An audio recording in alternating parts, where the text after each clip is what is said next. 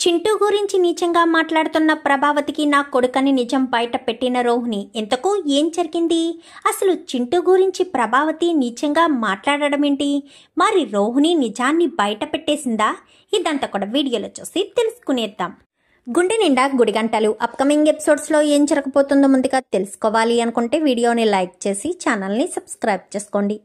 మొత్తం మీరు చూసుకున్నట్లయితే చింటూ కళ దెబ్బ తగిలేసరికి రోహిణికి ఆ విషయం తెలియడంతో రోహిణి తల్లడిల్లిపోతుంది.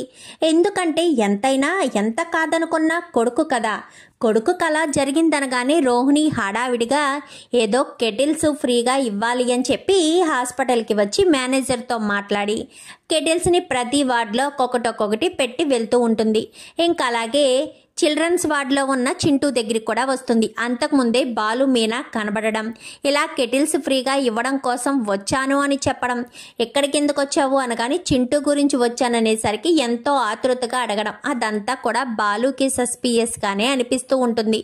అనిపించేసరికి ఇంకా గదిలో ఉన్నారు అనగాని సరే నేను వెళ్ళి చూస్తానని వెళ్ళి ఎంతగానో వేదన చెందుతుంది. కొడుకు కళ జరిగేసరికి నా తలరాత ఏంటో, నా జీవితం బాగుండాలని నా కొడుకు జీవితాన్ని నాశనం చేశాను. నా కొడుకు ఇలాగ అవ్వడానికి కారణం నేనే. నా కొడుకునే కనుక నేను పట్టించుకుని ఉండుంటే ఈరోజు నా కొడుకుకి ఎలాంటి పరిస్థితి వచ్చేది కాదు కదా. నేను ఎంత పెద్ద తప్పు చేశానో, ఎంత పెద్ద పొరపాటు చేశానో నాకు ఇప్పుడంతా బాగా అర్థమవుతుంది అని చెప్పి ఇంకా రోహిణి ఎంతగానో బాధపడుతూ ఉంటుంది. ఇంకా బాధపడుతూ ఉండేసరికి మళ్ళీ ఆ గదిలోంచి బయటికి రావడంతో ఏంటి ఇంతసేపు అయింది అనగానే ఆవిడ పాపం బాబు గురించి చెప్తుంటే నాకు బాధ అనిపించింది. అందుకనే కొంచెం సేపు ఆవిడకి ధైర్యం చెప్పి వస్తున్నాను అని చెప్పి ఇంకా రోహిణి కాస్త చెప్తుంది. చెప్పేసరికి బాలుకి అనుమానం స్టార్ట్ అయిపోతుంది. ఎందుకు పార్లలమ్మ ఎవరి మీద అంత ప్రేమ చూపించదు కదా, వీళ్ళ మీద ఎంత ప్రేమ చూపించడం ఏంటి, నాకెందుకో పార్లలమ్మ మీద అనుమానంగా ఉంది అనగానే మీకు ప్రతి విషయంలో అనుమానం అలానే ఉంటుందిలేండి అని చెప్పి ఇంకా మీనా కాస్త అంటుంది. ఇంకా అలా అన్న తర్వాత ఇక బాలు మీనా ఇద్దరు ఇంటికి బయలుదేరదాం అనుకుంటారు కానీ మీనాకు మనసొప్పగా అక్కడికి వెళ్తుంది. వెళ్ళేసరికి డాక్టర్స్ కాస్త పర్వాలేదు ఒక 2 రోజుల తర్వాత డిశ్చార్జ్ చేద్దాము అనగాని సరే అని చెప్పి 2 రోజుల తర్వాత మళ్ళీ వస్తామని చెప్పి ఆవిడకి ధైర్యం చెప్పి అక్కడి నుంచి బాలు మీనా ఇంటికి వస్తారు. మీనా చింటూ గురించి ఆలోచించడం మొదలు పెడుతుంది. ఏమండి వాడికి ఎలా ఉంటుందో ఏంటో పాపం అంటూ ఆలోచిస్తూ ఉంటుంది. ఇంకా రోజు రాత్రికి రోహిణి కాస్త ఇంట్లో ఏదో చెప్పి అక్కడ విద్యకు బాగోలేదనో ఏదో కహాని చెప్పి మొత్తానికైతే వెళ్ళి చింటూ వాళ్ళ దగ్గరే రాత్రంతా ఉండిపోతుంది రోహిణి. ఉండిపోయి మరుసటి రోజు ఉదయాన్నే వచ్చి మళ్ళీ షాప్కి వెళ్ళిపోతుంది. ఇంకా రోహిణి వచ్చేసిన తర్వాత బాలు మీనా వెళ్తారు. ఆ రోజే డిశ్చార్జ్ అనేసరికి డిశ్చార్జ్ చేసుకుని ఇంటికి తీసుకొస్తారు. ఇంటికి తీసుకురావడంతో ప్రభావతి నోటుకొచ్చినట్టల్లా మాట్లాడడం మొదలు పెడుతుంది. అసలు ఇదేమనుకుంటున్నారా, ఇల్లు అనుకుంటున్నారా, సత్రం అనుకుంటున్నారా, అలాగా జనాన్నంతా కూడా తీసుకొచ్చి ఇంట్లో పెడుతున్నారేంటి, అసలు వీడు ఎవడో ఏంటో, ఎవరికి పుట్టారో ఏంటో ఏమీ తెలీదు, వీళ్ళ అమ్మమ్మ ఉంది, వీళ్ళ అమ్మ ఎక్కడుందో తెలీదు, వీళ్ళ నాన్న ఎక్కడున్నాడో తెలీదు, ఉన్నారో లేరో తెలీదు, గాలికి పుట్టాడో లేక అనాథ వెదవో ఏంటో అంటూ మాట్లాడేసరికి ఏం మాట్లాడుతున్నారా ఆంటీ అంటూ రోహిణి అంటుంది. ఏంటి రోహిణి వాడినంటే నీకేంటి అంత బాధ అనగాని ఏంటంటే అలా మాట్లాడతారు, పాపం పిల్లోడు ఏదో కళ్ళకి దెబ్బ తగిలింది, బాలు మీనా చూడలేక పోనీ సహాయం చేద్దాము అని చెప్పి ఇంటికి తీసుకొచ్చారు. ఆ మాత్రం దానికి మీరు ఎందుకు అంతలా తిడతారు, ఒక రోజు ఉన్నంత మాత్రాన మన ఆస్తులేమి తరిగిపోవు కదా అని చెప్పాను. కానీ అవునంటీ మీరు చాలా తప్పుగా మాట్లాడుతున్నారు, కొంచెం కూడా జాలి దయ లేదా, మీనా విషయంలో మీరు ఎలాగా చూపించరు, బయట వాళ్ళ విషయంలో కూడా కొంచెం జాలి దయ చూపించరా, పాపం ఆ పిల్లోడు చూడండి ఎంత ముద్దుగా ఉన్నాడో, పైగా కళ్ళకి దెబ్బ కూడా తగిలింది, తగ్గే వరకు ఒక 4 రోజులు ఇక్కడే ఉంటే కట్టిప్పుతారు కదా, అప్పుడు వాళ్ళు వెళ్ళిపోతారు కదా అని చెప్పనేసరికి రవి శృతి ఇంకా అందరూ కూడా మాట్లాడేసరికి ఇంకా ఏం మాట్లాడలేక అయినా తిట్టబోయేసరికి ఇంకా ఆపే ప్రభ, ఇంకా చాలు, వాళ్ళకి ఏదో బాగోకే కదా ఇంటికి వచ్చారు, ఏదో బాగున్నప్పుడు వచ్చినట్టు చెప్తావేంటి, నువ్వు ఇంకేం మాట్లాడకు, అస్తమాను ఇల్లు అని ఓ తెగ సంటించేస్తున్నావు అంటూ సత్యం కాస్త తిట్టడంతో ప్రభావతి కాస్త నోరు మూసేస్తుంది. నోరు మూసేసిన తర్వాత చింటూ వాళ్ళు ఎలాగా మనోజ్ వాళ్ళ రూమ్ ఇదే కదా, అక్కడ ఉండేది వాళ్ళ కొడుకు వాళ్ళ అమ్మే కాబట్టి రోహిణి కూడా మంచి పట్టుపట్టదు. వదిలేసే మీ నాన్నమ్మ గారి మాటకు విలువనివ్వాలి కదా, ఈ వారం రోజులు వాళ్ళదే రూమ్ కాబట్టి వాళ్ళనే ఉండనివ్వని చెప్పానేసరికి ఇదేంటి రోహిణి ఇలా మాట్లాడుతుంది, సర్లే ఎందుకులే బాలుగాడితో గొడవ అని చెప్పి ఇలా మాట్లాడుతుందేమని చెప్పి మీనా నువ్వును అమ్మాయి ఇక్కడ పడుకోండి నేను పైన పడుకుంటానని చెప్పాను. కానీ బాబు మీకెందుకు శ్రమ, మేమే పైకి వెళ్ళి పడుకుంటామని. కానీ అయ్యో అదేం కాదు, ఆయనకు అలవాటే, ఆయన వెళ్ళి పడుకుంటారు, మీరు వెళ్ళి పడుకోండి అని చెప్పనేసరికి ఇంకొక పక్క మీనా ఒక పక్క సుగుణమ్మ మధ్యలో చింటూని వేసుకుని పడుకుంటారు. చింటూని వేసుకుని పడుకునేసరికి ఇంకా చింటూ మధ్యరాత్రి లేచి అమ్మ అమ్మ అనుకుంటూ పిలుచుకుంటూ వస్తాడు. రోహిణి దగ్గరికి కింద పడుకుంటారు రోహిణి మనోజ్ అయితే పడుకునేసరికి అమ్మ అమ్మ అంటూ పిలుచుకుని వచ్చేసరికి నువ్వు మా అమ్మవే కదా అనగానే అవునరా నేను మీ అమ్మనే, నీ కన్న తల్లినే అంటూ వాడిని పట్టుకుని ఏడుస్తూ ఉంటుంది. ఏడుస్తూ ఉండేసరికి ఏంటి నువ్వు వీడి అమ్మవా అని చెప్పి మనోజ్ అంటాడు. మనోజ్ అనేసరికి ఈ లోపు బాలు మీనా ప్రభావతి వచ్చేస్తారు. ఏంటి నువ్వు వీడి అమ్మవా అంటే వీడి నీ కొడుకా, ఇంత మోసం చేసావా, ఇన్ని రోజులు వాళ్ళ ఇంటికి వచ్చి వెళ్తున్నా ఒక్క మాట కూడా చెప్పలేదు అంటే నీ బండారం ఎక్కడ బయటపడిపోతుందేమోనన్న భయంతోనే వాణ్ణి ఒక్క మాట కూడా చెప్పకుండా ఇలా చేసావన్నమాట. ఇంత మోసం చేస్తావని కళ్ళలో కూడా అనుకోలేదు, ఇంత కుట్ర చేస్తావని అస్సలు అనుకోలేదు అంటూ మాట్లాడుతూ ఉంటుంది ప్రభావతి.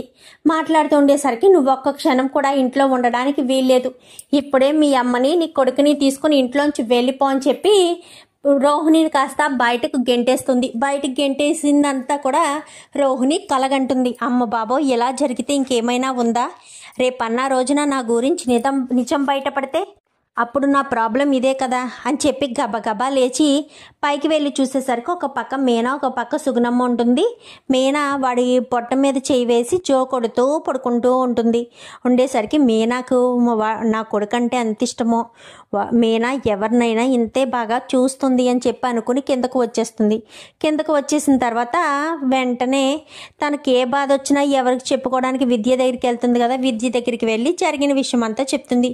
ఇప్పుడు వాళ్ళు మీ ఇంట్లోనే ఉన్నారంట అని చెప్పాను. కానీ అవునే, బాలు మీనా ఇంటికి తీసుకొచ్చారు. మా అత్తగారు తిట్టాలనే ప్రయత్నించింది కానీ ఇంట్లో వాళ్ళంతా కలిసి మా అత్తగారు నోరును మూసేశారు, లేదంటే మా అత్తగారు గొడవ చేసి ఏ దారినంటూ వచ్చారో ఆ దారినే వెళ్ళిపోయేటట్టుగా చేసి ఉండేదేమో అని చెప్పనేసరికి నీకు చాలా కష్టం అనిపిస్తుంది కదే, వాడు నీ గురించి చెప్పేస్తే అనగానే వాడు చెప్పడే, వాడు చాలా తెలివైన వాడు, చెప్పొద్దు అని ఒకరోజు నేను చెప్పానంటే ఖచ్చితంగా చెప్పడు అని చెప్పి రోహిణి కాస్త అంటుంది. అయినా వాడితో నాకు టైం స్పెండ్ చేయాలని ఉంది, ఏం చేయాలో అర్థం కావట్లేదు, ఎలా ప్లాన్ చేయాలో అర్థం కావట్లేదు అని చెప్పాను. కానీ ఏదోటి ప్లాన్ చేయవే, నీకే తెలుస్తుంది అని చెప్పి అంటూ ఉండేసరికి ఈలోపు ఒక ఐడియా వస్తుంది రోహిణికి.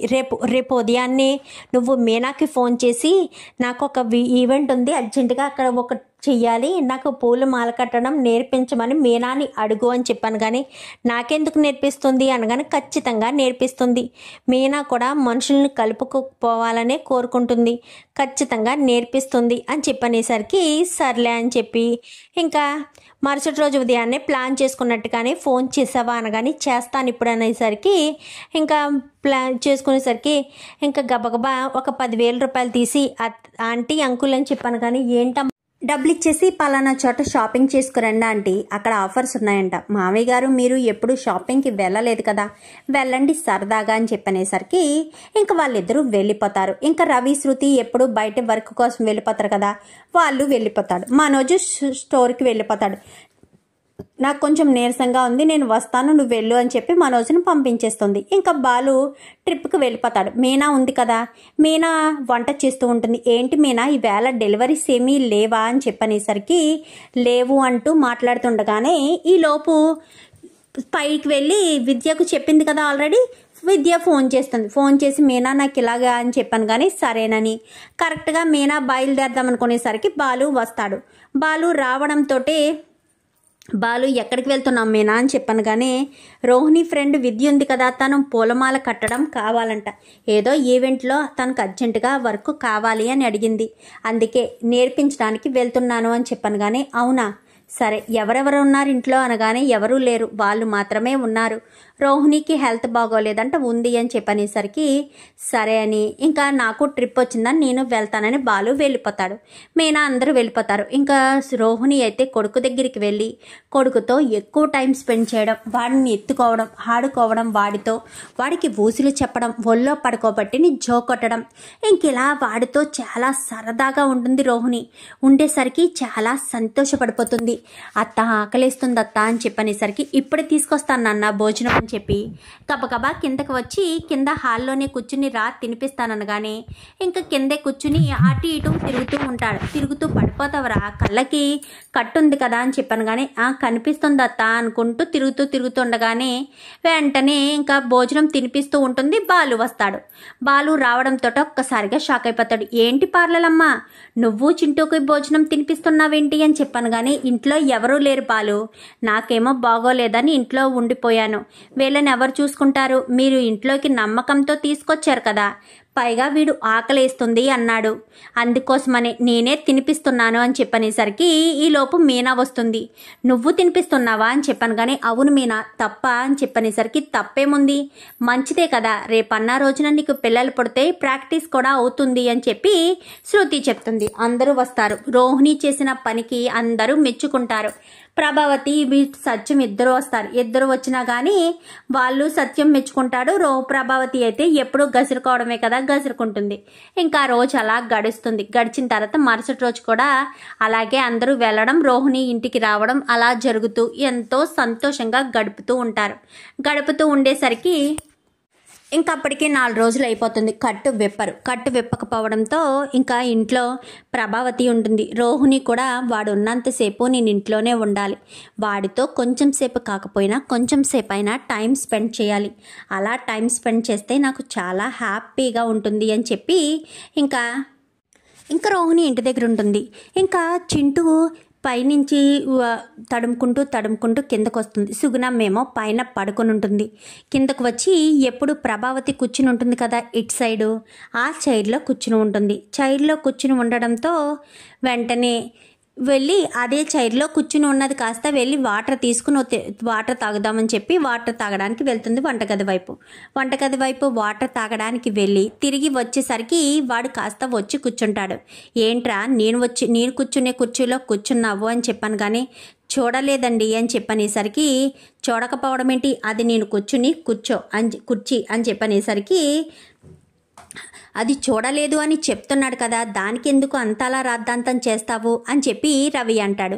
ఏంట్రా ఊరుకునే కొలిది వీళ్ళని బాగా సపోర్ట్ చేస్తున్నారు, నాకు పరువు లేకుండా చేస్తున్నారు అని చెప్పాను. కానీ ఇప్పుడు ఏమన్నారు అత్తయ్య, ఏం జరిగిందని అని చెప్పి రోహిణి అంటుంది.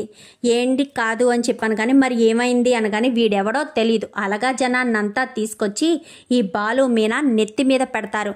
వీళ్ళని చూస్తే నాకు పిచ్చ కోపం వస్తుంది. అసలు వీళ్ళ జాతి ఏంటో, వీళ్ళ మతం ఏంటో, వీళ్ళెవరో, వీడు ఎవడకు పుట్టాడో,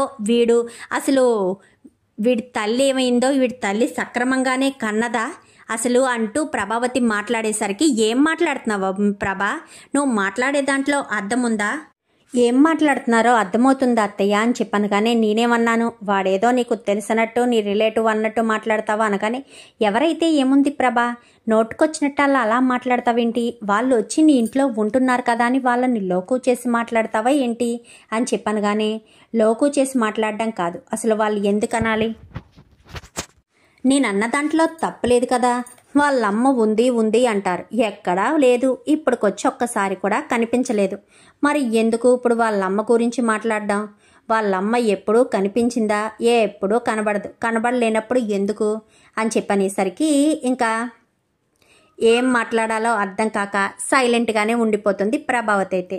ఇంకా రోహిణి అలా నిలబడిపోయేసరికి ఇంకెందుకు లే ఇక్కడి నుంచి అని చెప్పి తోసేసేసరికి రోహిణి కాస్త పట్టుకుంటుంది. వెళ్ళి డైనింగ్ టేబుల్ దగ్గర పడబోయేసరికి పట్టుకోవడంతో ఒక్కసారిగా ఏం చేస్తున్నారో మీకేమన్నా తెలుస్తుంది అత్తయ్య, కొంచెం కాకపోతే కొంచెమైనా ఇంగిత జ్ఞానం లేదా అని చెప్పనేసరికి ఏం మాట్లాడుతున్నావు రోహిణి, ఎవరికో పుట్టిన కొడుకు గురించి నన్నెందుకు అంటున్నావు అని చెప్పాను. కానీ ఎవరికో పుట్టిన కొడుకు కాదత్తయ్య, వాడు నా కొడుకు అని చెప్పనేసరికి ఏంటి నీ కొడుకా అని చెప్పాను. కానీ అవును నా కొడుకే, ఈ చింటుగాడు ఎవరో కాదు నా కొడుకు. ఈ సోమరిపోతుని పెళ్లి చేసుకోవడం కోసం ఇన్ని అబద్ధాలు మోసాలు చేసి అనవసరంగా నేను ఇంట్లోకి వచ్చి పడ్డాను. వీడు నా కొడుకు, ఆవిడ మా అమ్మ. మలేషియాలో నాకు ఎవరూ లేరు.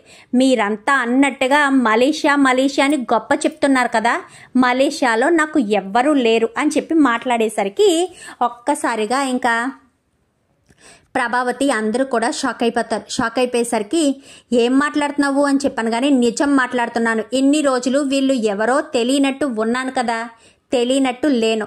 నా బాధ ఎవరికి చెప్పుకోవాలో అర్థం కాని పరిస్థితిలోనే ఉన్నాను నేను.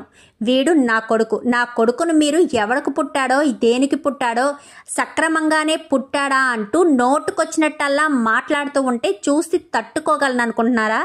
తట్టుకోలేను అని చెప్పి మాట్లాడేసరికి అది కాదు నిజం చెప్పు రోహిణి అని చెప్పాను. కానీ అబద్ధం చెప్పవలసిన అవసరం నాకే ఉంది అత్తయ్య, నేను అబద్ధం చెప్పడం లేదు, నిజం మాత్రమే చెప్తున్నాను. వీడు నా కొడుకు, ఆవిడ మా అమ్మ. అర్థమవుతుందా?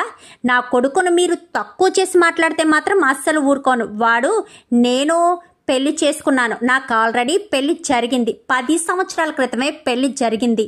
నా భర్త యాక్సిడెంట్లో చనిపోయాడు. అప్పటి నుంచి ఒంటరిగా ఉంటున్నాను. మనోజ్ని పెళ్లి చేసుకుంటే లైఫ్ బాగుంటుంది, ఇక మీదట సుఖపడొచ్చు అన్న ఉద్దేశంతో మనోజ్ని పెళ్లి చేసుకున్నాను. చేసుకున్నప్పటి నుంచి ఏ పనిలోనూ సక్రమంగా లేడు. ఇప్పుడు ఈ బిజినెస్ ఏదో చేస్తున్నాడు, అది కూడా ఎంతవరకు చేస్తాడనేది కూడా తెలియదు అంటూ మాట్లాడేసరికి ఇంకా అందరూ కూడా షాక్ అయిపోతారు. మరి ఇప్పుడు వీడు నీ కొడుకంటే ఇప్పటి వరకు చెప్పలేదే అమ్మా, అంటే మమ్మల్ని మోసం చేసి పెళ్లి చేసుకున్నావా ఏంటి, మా ఇంటికి కోడలుగా వచ్చావా ఏంటి అంటూ సత్యం మాట్లాడేసరికి నేను చెప్పాను మామయ్య, ఎంక్వైరీ చేసుకోకపోవడం మీ తప్పు. మాట్లాడడంతో విన్నావా ప్రభా, అది నీ బుద్ధి. ఇంకా ఏం మాట్లాడాలో అర్థం కాదు. ప్రభావతి అయితే చాలా కోపంగా ఉంటుంది రోహిణి మీద. మరి ఇన్ని రోజులు మలేషియా అది ఇది అంటూ మాట్లాడావు అనగానే అదంతా అబద్ధం. ఒక అబద్ధాన్ని కప్పుపుచ్చడానికి మరొక అబద్ధం చెప్పాను అంతే. అబద్ధాల మీద అబద్ధాలు చెప్పుకుంటూ వచ్చాను. ఏం చేస్తాను, ప్రతి క్షణం అబద్ధాలు చెప్పలేక, అప్పులు చెయ్యలేక, మీరు అడిగినవన్నీ డబ్బులు తీసుకొచ్చి ఇవ్వలేక ఎంతో నరకయాతన అనుభవించాను. ఇదంతా నా కాపురం బాగుండాలని. కానీ నా కొడుకును వదిలేసి నేను ఎంత పెద్ద తప్పు చేశానో నాకు ఇప్పుడు బాగా అర్థమైంది. అందుకే అలాంటి పొరపాటు ఇంకా చేయకూడదనే నా కొడుకును మీరు తోలనాడుతున్నా, నోటుకొచ్చినట్టు మాట్లాడుతున్నా నేను తట్టుకోలేకపోయాను. అందుకోసమనే నిజాన్ని బయట పెట్టక తప్పలేదు అని చెప్పి మాట్లాడేసరికి ఇంకా అందరూ కూడా అలా చూస్తూ ఉంటారు. ఇన్ని రోజులు పార్లలమ్మ వెనకాల ఏదో రహస్యం ఉంది, గూడు పుటాని ఉంది అని చెప్తూనే ఉన్నాను కదా మీనా. చూసావా ఎంత పెద్ద అబద్ధాన్ని దాచిందో. పెళ్ళైందన్న విషయము దాచిపెట్టింది, కొడుకున్నాడన్న విషయము దాచిపెట్టింది. మలేషియా అంటూ చెప్పిన అబద్ధాలన్నీ కూడా అబద్ధాలేనని, వాళ్ళకి మలేషియాలో ఎవరూ లేరన్న విషయం కూడా ఇప్పుడు క్లారిటీ వచ్చింది కదా అని చెప్పనేసరికి నాకు అప్పుడే డౌట్ వచ్చింది బాలు. ఎందుకంటే పదే మలేషియా అని చెప్పినా అక్కడ అడ్రస్ అది ఏమీ చెప్పకపోవడంతో అప్పుడే నాకు అనుమానం కలిగింది. కానీ నేను పదే అడిగినా అత్తయ్య ఏదో ఒకటి చెప్పి సాకు చెప్పి ఆంటీ నోరు మూయించేసేసరికి ఇంకా నోరు మూసుకొని సైలెంట్గా ఊరుకున్నాను. లేదంటే నేను అప్పుడే తేల్చేసేదాన్ని అని చెప్పి శృతి అంటుంది. శృతి అనేసరికి మనకెందుకు శృతి, మనం సైలెంట్గా ఉండడమే మంచిది. ఏమైనా అన్నా అప్పటి నుంచి మన మీద అంటారు, మనల్ని అంటూ ఉంటారు, మనం బాధపడుతూ ఉండాలి, మనకెందుకు అవన్నీ అని చెప్పనేసరికి అది కాదు అని చెప్పాను. కానీ ఏది కాదు, ఏది చెప్పు, ఏం మాట్లాడతావు చెప్పు అని చెప్పాను. కానీ అది కాదత్తయ్య అని చెప్పనేసరికి చూడు రోహిణి, ఇప్పటి వరకు నువ్వు అబద్ధాలు చెప్పి మోసాలు చేసి పెళ్ళి ఇంతవరకు రానిచ్చింది చాలు. ఇక మీదట మా ఇంట్లో ఉండడానికి వీల్లేదు. నా కొడుకు నీతో కలిసి కాపరం చేయలేడు. అబద్ధాలు చెప్పి మోసాలు చేసేదాన్ని నా కొడుకు ఎప్పటికీ ఏలుకోడు. నా కొడుకు నిన్ను వదిలేస్తాడు, వదిలేసేయ్, నా కొడుకు జోలికి రాకు అంటూ ఇంకా ప్రభావతి అనేసరికి ఎలా వదిలేస్తాననుకున్నారు? మా ఇద్దరికి పెళ్ళయింది, ఏం చెప్పి వదిలించేస్తారు? మీరే నన్ను కట్నం అడుగుతున్నారని చెప్పి నేనే కేసు పెడతాను. అప్పుడు మిమ్మల్ని మీ కొడుకుని కూడా తీసుకెళ్ళి పోలీస్ స్టేషన్లో పెడతారు. తర్వాత మీ ఇష్టం. నేను ఏదైనా సరే చెయ్యాలి అని అనుకున్నాను కాబట్టే నా కొడుకు అన్న విషయాన్ని బయట పెట్టాను. లేదంటే బయట పెట్టేదాన్నే కాదు. నా కొడుకు ఎంత క్షోభ అనుభవించాడో నాకు మాత్రమే తెలుసు. నా కొడుకుని అక్కడ కూర్చోడానికి కూడా అర్హత లేదు అంటారా? అలగా జాతి అది ఇది అంటారా? ఎదుటి వాళ్ళ డబ్బుల కోసం ఎదుటి వాళ్ళు ఏం తీసుకొస్తారు అని ఆరాటపడే మీది అలగా జాతేమో. మా అమ్మ ఎప్పుడూ కష్టపడే సంపాదించింది. నేను ఎప్పుడూ కష్టపడే సంపాదించాలనుకున్నాను తప్ప వాళ్ళ దగ్గర నుంచి వీళ్ళ దగ్గర నుంచి తీసుకోవాలని ఆశించలేదు. కానీ మీ కొడుకు మీరు మాత్రం ఎప్పటికప్పుడు అలా ఆశిస్తూ ఏదో ఒకటి అంటూనే ఉంటారు అని చెప్పి మాట్లాడేసరికి అంటూ ప్రభావతినే ఎదిరించి మాట్లాడేసరికి నన్నే ఎదిరించి మాట్లాడతావా అంటూ ప్రభావతి మీద కాస్త చెయ్యెత్తేసరికి మీరు నన్ను కొడితే నేను వెళ్ళి పోలీస్ కంప్లైంట్ ఇస్తాను. అయినా నేను ముందే చెప్పానని చెప్తాను. నా కొడుకున్నాడు అన్నీ తెలిసే పెళ్లి చేసుకున్నారని నేను చెప్తాను. అక్కడ ఆడదాని మాటకే విలువ ఉంటుంది తప్ప మీ మాటకు విలువ ఉండదు. ఇప్పుడు మీరు నన్ను గృహహింస చట్టం కింద మిమ్మల్ని అందరినీ జైల్లో వేయడానికి నాకు ఒక్క క్షణం పట్టదు. మీరు నన్ను ఇక్కడ ఉంచకుండా కాపరలు చేయనివ్వకుండా ఇక్కడి నుంచి బయటికి పంపించేస్తే మాత్రం నేను అస్సలు ఊరుకోను అంటూ రోహిణి గట్టిగా సమాధానం చెప్పడంతో ఇంకేం మాట్లాడలేని పరిస్థితిలోనే ఇంకా ప్రభావతి కాస్త ఉండేసరికి ఇంకా చూసారండి ఏం మాట్లాడుతుంది అనగానే అదంతా నువ్వు చేసుకున్న లోకువ, నువ్వు ఇచ్చుకున్న లోకువ. నువ్వే కదా కావాలని ఏరుకోరి మరీ కోడలుగా చేసుకుని నెత్తినెక్కించుకున్నావు. మలేషియా కోడలు అంటూ తెగ గొప్పలు చేసావు, గొప్పలుగా చెప్పుకున్నావు. ఇప్పుడు ఎంత బాగుందో చూసావు కదా, ఎన్ని రకాలుగా నిన్ను ఎదిరించి మాట్లాడుతుందో చూస్తున్నావు కదా. ఇప్పుడు నీకు సంతోషంగా ఉందా ప్రభా? ఇప్పుడు బాగా సంతోషపడు, అంతా బాగుంటుంది అనగానే అదేంటండి ఎలా మాట్లాడతారు అనగానే మరి ఎలా మాట్లాడమంటావు, ఏ రకంగా మాట్లాడమంటావు? నువ్వు చేసుకున్న దానికే కదా. ఆ అమ్మాయి మాట్లాడిన దాంట్లో తప్పేముంది? ఆడపిల్ల పెళ్లి చేయడానికి 1,00,000 అబద్ధాలు చెప్తారు. చెప్పినవన్నీ నిజాలని నువ్వు నమ్మేశావు. నువ్వు నమ్మేసి ఇదంతా చేసుకొచ్చావు. పైగా ఇప్పుడు నన్ను అంటున్నావా నేనే చేశాను అంటూ మాట్లాడుతున్నావా ఏంటి అని చెప్పనేసరికి అలా కాదండి అని చెప్పాను. కానీ ఇంక వదిలేసే ప్రభా, జరిగిందేదో జరిగిపోయింది. ఇప్పుడు మనం ఏం చేసినా ఎలాంటి అవకాశం లేదు. మనం ఏమీ చేయలేని పరిస్థితిలో కూడా ఉన్నాము అని చెప్పనేసరికి అది కాదండి అని చెప్పాను. కానీ చూడు ప్రభా, వదిలేసేమని చెప్పాను కదా. వదిలేసుంటే నీకు మాకు అందరికీ మంచిదే. దిగేదాకా లాగితే మాత్రం తర్వాత అందరం వెళ్ళి పోలీస్ స్టేషన్లో కూర్చుంటాము. అసలే ఒకప్పుడు పోలీస్ స్టేషన్లో కూర్చుని నా పరువు మొత్తం పోగొట్టుకున్నాను. ఇప్పుడు మళ్ళీ నేను పోలీస్ స్టేషన్కి వెళ్ళి కూర్చోలేను. సత్యం అంటే మంచి మనసు మారు పేరు అని ఉంటుంది. ఇప్పుడు నువ్వేమన్నా ఎక్కువ తక్కువ మాట్లాడేవనుకో నీతో పాటు నన్ను తీసుకెళ్ళి పోలీస్ స్టేషన్లో పెడతారు అని చెప్పనేసరికి ఇంకా ప్రభావతి కాస్త ఏం మాట్లాడడానికి అవకాశమే ఉంది. ఎక్కడికక్కడ కాళ్ళకి బంధం వేసినట్టుగా బంధం వేసేసరికి సైలెంట్ అయిపోతుంది. ఏంటమ్మా ఇది అని చెప్పాను. కానీ నాకైతే తెలీదు, నీకైనా తెలియదేంట్రా? ఎద్దు ముద్ద అవతారం, దానికి ఆల్రెడీ బిడ్డ కూడా పుట్టాడంట. ఆ మాత్రం నీకు తెలియలేదా ఏంటి అని చెప్పనేసరికి ఏమో అమ్మా నాకు తెలీదు అని చెప్పి మనోజ్ అంటాడు. మనోజ్ అనేసరికి ఎవరైనా సరే నన్ను ఏదైనా అనాలి అన్నా ఏదైనా చెయ్యాలి అన్నా నేను అస్సలు ఊరుకోను అని చెప్పి ప్రభావతిని ఇటు ఇంట్లో వాళ్ళని అందరినీ బెదిరించడం మొదలు పెడుతుంది. ఎప్పటికైనా అర్థమైందా మీనా ఎంత గొప్పదో? మీనాని నువ్వు ఎన్నో మాటలు అన్నావు. ఇక మీదట కూడా మీనాని ఏమైనా అన్నావనుకో, మీనా కేసు పెట్టినా పెట్టకపోయినా నేను మీనా తరపున కేసు పెట్టి నిన్ను జైల్లో పెట్టేస్తాను. అప్పుడే నీ పొగరు అణుగుతుంది, మీనాని ఏమీ అనకుండా ఉంటావు అని చెప్పాను. కానీ అదేంటండి అలా అంటారు అనగానే మరి ఏం చేయమంటావు? కోడల్ని ఏరుకోరి ఇంటికి తెచ్చుకున్న తర్వాత సంతోషంగా ఉందో లేదో చూడవలసిన బాధ్యత నాదే కదా. అలా చూడాలి అంటే నువ్వు నోరు అదుపులో పెట్టుకోవాలి. అందుకోసమనే చెప్తున్నాను అని చెప్పి ఇంకా సత్యం అంటాడు.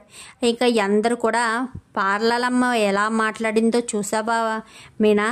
ఇంత దారుణంగా పార్లలమ్మ మాట్లాడుతుందని అనుకోలేదు అనగానే దేనికైనా ఓపిక అనేది ఒకటి ఉంటుంది కదండి. ఓపిక నశించిన తర్వాత ఎలా అయినా మాట్లాడతారు, ఏదైనా మాట్లాడతారు. మాట్లాడడంలో తప్పే లేదు అని చెప్పి ఇంకా అనేసరికి ఏంటే నువ్వు దానికి సపోర్ట్ చేస్తున్నావు అని చెప్పి